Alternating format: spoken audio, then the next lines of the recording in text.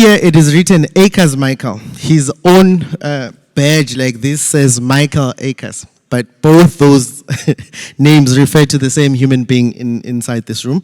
So without wasting time, please welcome Michael Akers from the South African Broadband Education Networks. Round of applause. Thanks very much. Afternoon, everyone. I said in the previous session, I just want to warn you now, this is not techno speak as were those presentations. It's something completely different. Thanks for the invitation to join you. Apologies from the MD of Saban who couldn't make it, so he asked me if I could step in, and I'm very pleased to do so. Thanks very much. We're going to talk about the Rural Campus Connection Project. Some of you may know about it, and I'll give you some background to that as we go. From our point of view, it was a very exciting project.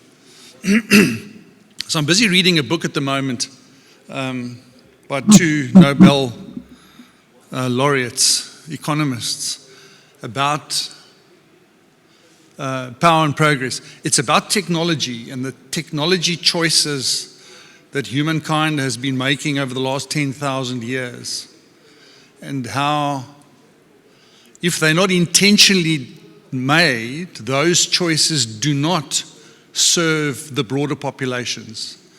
They tend to be in the interests of the elite, who can set the agendas, who can set the direction, and by and large, if it's not intentional, the person in the street suffers. And they go way back when in terms of this analysis. So prosperity is not the result of automatic guaranteed gains from technological progress. So they talk about agricultural technologies, not only AI. It goes back 10,000 years. And the citizens and workers in many instances really suffer under the cudgels of technology. So we often look at amazement. We see the Notre Dame theatre's just been rebuilt after a fire. Those cathedrals were by and large built by peasants under the direction of the elite. So the cost of building those was extremely a heavy burden for citizens in general. So what I want to tell you about now, and some of us in the room were part of this project, what I want to tell you about now is the TCCP, which I think is a shining example of where the technology is actually in support of the broader population, and something we should cherish. And these are sort of stories that are not often told, particularly not in the South African context. So let me there's a brief kind of who is Saban for those that don't know. Saban, the South African Broadband Education Networks.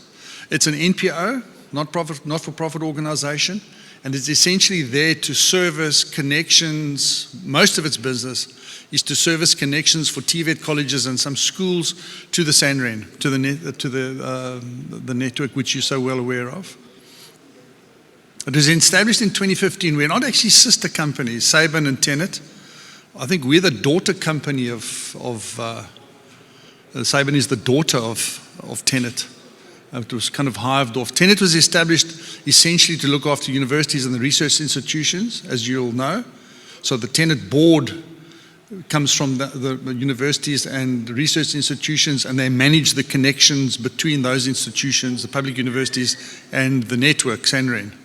Saban then does the same for the TVET colleges predominantly, and they've got some additional service offerings that they provide. So I'm not going to say much more about Saban and or Tenet. So what is the project? This was a project of the Department of Higher Education, funded by the National Skills Fund, and it started in about, I think it kicked off operationally in about May 2018 and ended at the beginning of this year in March. And it was guided by an oversight committee. So what happened is Saban went to the Department of Higher Education and Training and said, in terms of the post-school education and training system, the PSET system, We have a SANRAN out there that's serving universities, that's serving the research institutions. If you come on board as the education department and include the TVET colleges in this, we can underpin the TVET college population by giving them the benefit of the SANRAN system. So I'm not going to talk about the network itself, because I think there are people in the room that are more qualified, and you'll hear some more about that potentially this afternoon from AJ. So that's the beginning of this project. It sounds like a long period of time, 2018 to 2024, but it was a very intense project, and I'll get through some of the key statistics. I'm just trying to look, there says 5:21, so I've been going 5 minutes. Sounds slow. So the base premise of the TCCP project is to underpin improved teaching and learning using technology. That was the basis of the project. And it had a couple of components. Increase of connectivity. Many colleges were using commercial connections. The TVET connection project put in a 200 megabits per second upgradable to 1 gig connection, broadband connection for colleges. As we know, the difference between a commercial connection and what the SANRAN offers, it's unshaped, there's no data limitations, up and download speeds are equivalent. So it brings huge utility from a TVET perspective. So that was the first part of the project. There were these three major components, was to bring the connections to the college campuses from the network, from the SANRAN. The second was to install Wi-Fi upgrade solutions on campus. That part of the project took a long time to launch. There was no point in putting Wi-Fi on campuses if there wasn't enough beef in the connection, because you're providing Wi-Fi connectivity to what? Through what mechanism? So logically and naturally it was second. What happened in parallel to that was some money on the project was spent on backbone strengthening and enhancements. I think there were 9 sub-projects, if I can put it that way. SANRAN does this, by the way. I've had this experience on a previous project. They always take some money for backbone enhancements. Rightfully so. So that was the basis of the project, these 3 critical components. On the Wi-Fi front, in 2017, in fact, Tenet did a study of TVET colleges and looked at the degree of Wi-Fi coverage and the substantialness or lack thereof of Wi-Fi coverage on campuses, on TVET college campuses, and it was found to be sorely wanting. So one of the reasons, apart from the fact that you needed a good connection before you bring Wi-Fi, part of the reason the Wi-Fi process started quite late was because we tried to get more money out of the National Skills Fund for coverage across all campuses, and you'll see the numbers just now. That didn't succeed. So when we did start, we had to use the money that was available and no more. So this is the footprint broadly of the colleges. KML file from John Hay. So there was a strong collaboration in the team. So there are 50 colleges. 3 colleges elected not to be part of this process because they deemed that their connections were adequate. 47 colleges took part in the process. In 2023, there were about 520,000 TVET students. So that's 500,000 students. We didn't quite touch all of them, given that we only covered 47 out of the 50 colleges. But you'll see the benefit to the TVET population is significant if you see the number of students. You know, somewhere almost 500,000 students benefiting. This is now students. As you can see, it's a national footprint.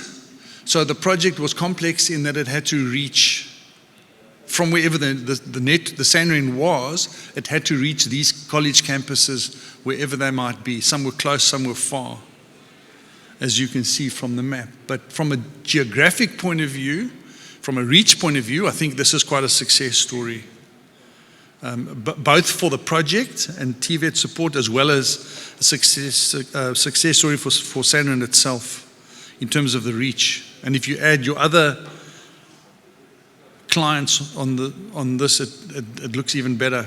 You get a lot more around the middle where South Africa sits with the SKA, etc. And SANZA coming. I don't want to go through this design, but I thought to try and match the earlier presentations, I thought I must have some fancy diagram on the screen. This is my attempt to match the previous speakers. The point is that it was a joint effort. The SANRIN competency area, this dates, the language dates this a little bit, was part of the team in terms of designing this connection, what it might look like. Because of the large footprint, what was installed ultimately was a combination of wireless, managed and dark fiber connections. We went to the market in a very extensive process to find service providers to make those connections. I think when we got to the end of the process, after numerous rounds to the market, it said there was some 3,600 different price lines for campus connections. So some sites had multiple connection options. There's a termination device on each campus, so Saban can manage the link. And in fact, Saban does quite a lot on that in terms of providing baseline firewall configurations on behalf of and for the college. The college then the handoff is to the college LAN. Saban, from a network connections point of view, the project installed the connections and paid for those connections. The colleges then paid the monthly recurring, and still do, pay the monthly recurring costs, and that's what drives the SANRIN business, at least the Saban business, in terms of servicing those connections. I think it was on a 3-year basis. Some of those are now due for renewal, and that process now has a life of its own. There was a fair amount of convincing to be done because systemically the colleges were not going to the market for these connections as they would have had to do for commercial connections. They were doing it through the project, but because it was endorsed by the department, paid by the National Skills Fund, college boards accepted the deviations necessary to essentially have a single source connection provider to do that work. We had some fairly serious hiccups in the early stages of the project where a company that had a good, maybe even 30% of the connections went belly up, as they say, and we had to reapproach the market for that. But that was extremely successful, that part of the project. So what are the achievements? 47 colleges, 281 campuses. Of those, some had already connected to the SANRIN via Saban, 52 campuses. So those were upgraded to the TCCP standard, if I can put it that way.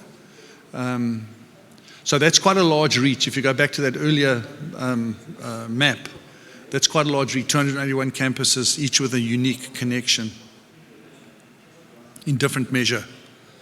The 9 sub-projects in terms of the augmentation were concluded. That all happened according to plan. And as I've said, there was a fairly significant procurement process that was undertaken to drive the best possible cost efficiency. So the TCCP project team spent a lot of time in procurement, also including SCA advice in terms of procurement processes. One of the advantages of Saban doing this, it didn't quite have to fulfill all the rigors of government procurement, being a not-for-profit organization.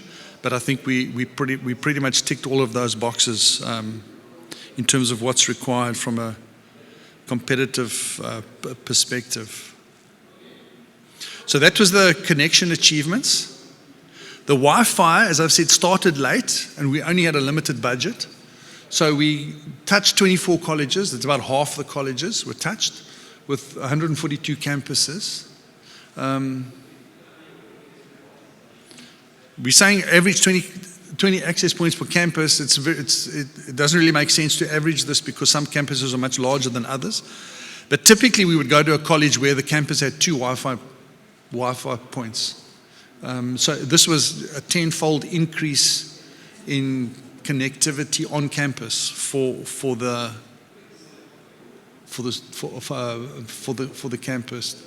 In the case of the Wi-Fi, this was obviously enabled by the broadband connection, the Sandring connection, number one, as I've said. But number two, this was designed, installed, commissioned, and handed over, donated to the college. So the college staff played a role in the installation testing. We had two layers of testing. So configuration. Some of the Wi-Fi networks that were on campus, the IT managers didn't have access to the networks. They didn't have passwords. They just couldn't manage the networks at all. So there was an attempt to involve them in that process. Through this donation, they then also got donated the 12-month warranty, or what was left of a 12-month warranty, both for equipment and for the installation warranty. And that now has a life inside the colleges, and they have the passwords and they have approaches, and there was other advice that went with the design to help them make it come alive. Again, went to the market. There's some in the room that were part of that at the other end of the process, I think. But we went to the market and we got bulk pricing. So it was a standard approach across all colleges and campuses, and the equipment was done on a bulk pricing ticket. Price included delivery per bill of materials to a site. So it was very cost effective from a government speak point of view in terms of what we managed to procure with the funding that was available. Just an interesting fact, there are 158 individuals in the installation contract, local people in different parts of the country, in small and medium enterprises, who were then subcontracted by the prime installation contractor to do the installation work. So people were getting work in their own areas using the skills that they had. So it made quite a difference in terms of the economic support to local industry or industries and capabilities. Fundamentally, and this is, I think, it's at the bottom of the slide, which should have been at the top. Fundamentally, the Wi-Fi gave students access to the world. The broadband connection itself went onto the campus lands, but students directly couldn't easily benefit from that. It was available to the management team, to the admin staff, lecturers, etc., etc. The Wi-Fi opened the door for students to participate in this process. So that was an absolutely fundamental part of this. No college can shut the students off of the Wi-Fi because it's intended to include them. And in many of the cases where there was already some kind of Wi-Fi installation, student access was fairly limited. As I've said, there were campuses with two Wi-Fi access points. So that was unfortunately, we only covered half the population in terms of the number of campuses, but that did give students access for purposes of teaching and learning. So just sort of some funny numbers. Again, I'm trying to impress the earlier presenters with a graph, with some stats and whatever. So, sort of speed gains. There were about, and this is on a fairly, I think, 240 odd campuses for which we had pre and post data. So the campuses had commercial network connections through various service providers. So about 10 of them, just more than 10 of them, got 200 megabits per second as the base, which they were already enjoying. A significant number, about 90, got twice the speed that they had previously. Part of those are the 50 through the upgrade process. 35 odd campuses got 5 times what they had before. 40 something got 10 times what they had before. So that's 200 divided by 10. 20 megabits per second, and there were 35 odd that got 20 times what they were getting off their commercial connections. So you can see the significant capability and capacity that this combination had given in terms of the SANRAN connection, and then the Wi-Fi that then built on top of that, in terms of underpinning educational opportunity. We didn't have accurate data on the costing of this, but despite the fact that there were significant multipliers in terms of service, there are many examples of where colleges were paying less, significantly less, for 10 or 20 times better performance and service availability at the campuses. So this graph would look much, much better but we don't have reliable data on that. So I think that's one of the benefits that has come through.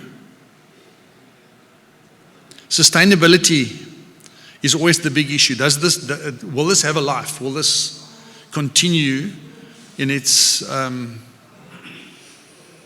intended consequence and benefit? So the project paid for the 3-year, the non-recurring costs for 3-year contracts. Those are all now beginning to come up for renewal because the project's been in process for a while, but it gave the colleges a foot in the door for a significant capability.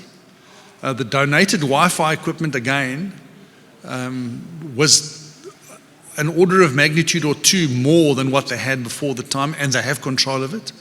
So that approach was followed. We involved the staff extensively so that they understood what was being given to them, what was being donated to them. I think there's still quite a heavy reliance on what Saban is offering in terms of firewall configurations, etc. So there's quite a big support. Even though the Wi-Fi has been donated, there's still firewall issues that underpin the Wi-Fi networks on campus. So there's, I think, quite a significant service, but the intention was for them to be as independent as possible themselves. We don't know, and it's something that potentially should be done. We don't know what has emerged on the teaching and learning front. You know, if you look at the 500,000 population, are they getting better pass rates, better throughput rates? We don't know that. There was a spike of high initial usage on the connections. What we discovered, we didn't quite understand why. When you light up a connection with a campus, you suddenly get a noticeable peak in terms of data usage, and they had software on they have had software on campuses that they couldn't upgrade to latest versions. They just didn't have a pipe that would allow them to do it. So they were sitting with outdated software that they couldn't move. And as soon as they had a pipe that allowed them to do that, we saw quite a significant kind of early spike. And that obviously then settles, but that was noticeable. So we do know that at least at that level, you know, they were becoming current in terms of the software that they had.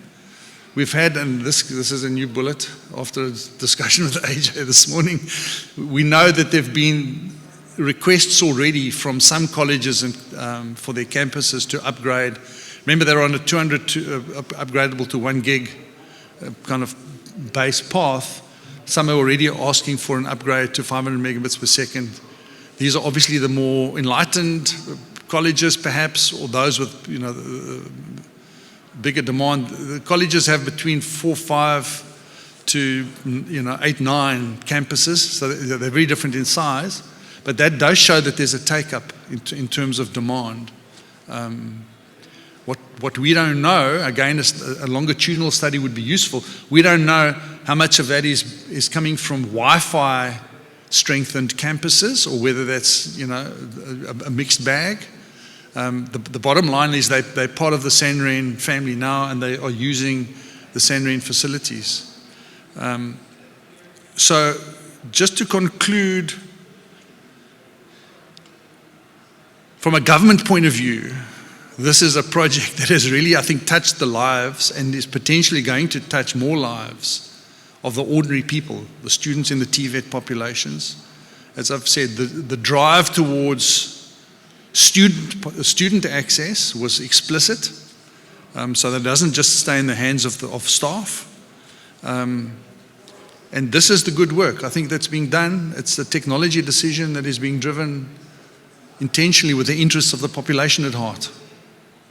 And again, builds off a very substantial long-term investment already by science and innovation in terms of the base Sanren kind of infrastructure. So that's the good news story. Thank you.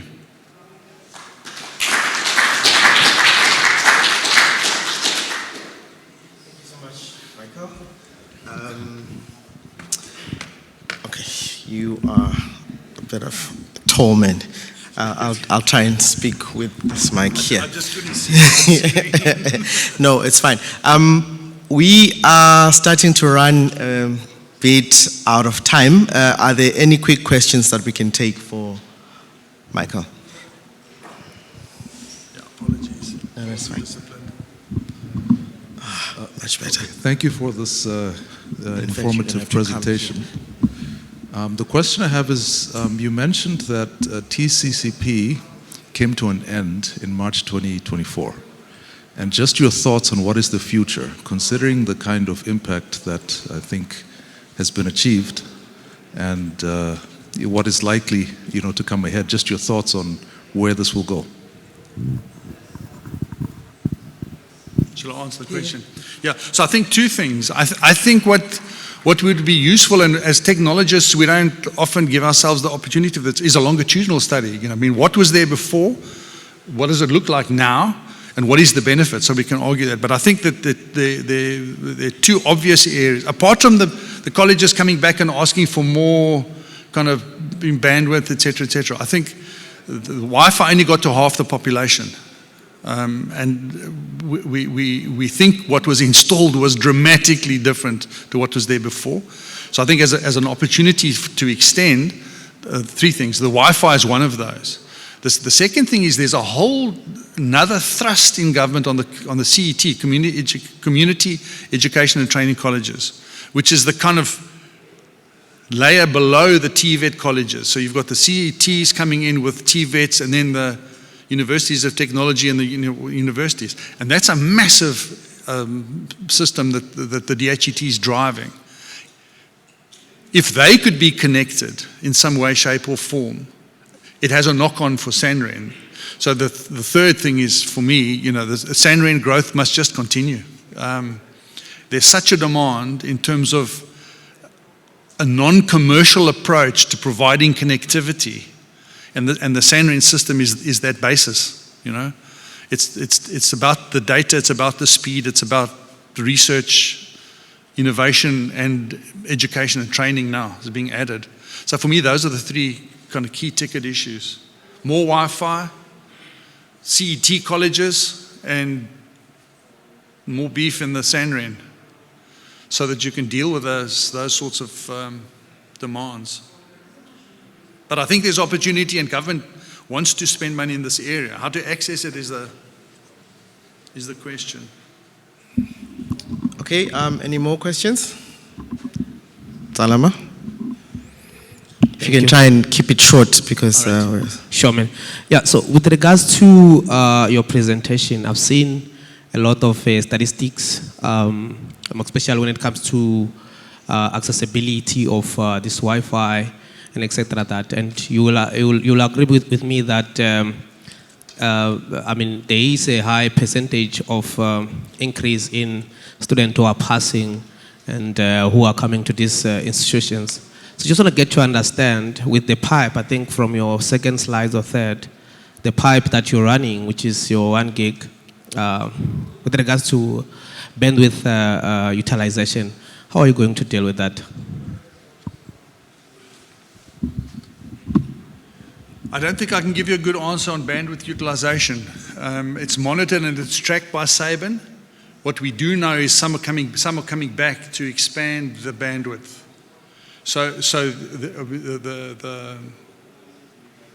What Saban is managing is the national, international kind of levels as well in terms of the share. The evidence is that the community is wanting more. But I think the 200 is serving them very well in terms of where they're at now. So I don't know how to be more precise about that answer. Okay, thank you, Michael. Thanks. Can we give Michael a round of applause?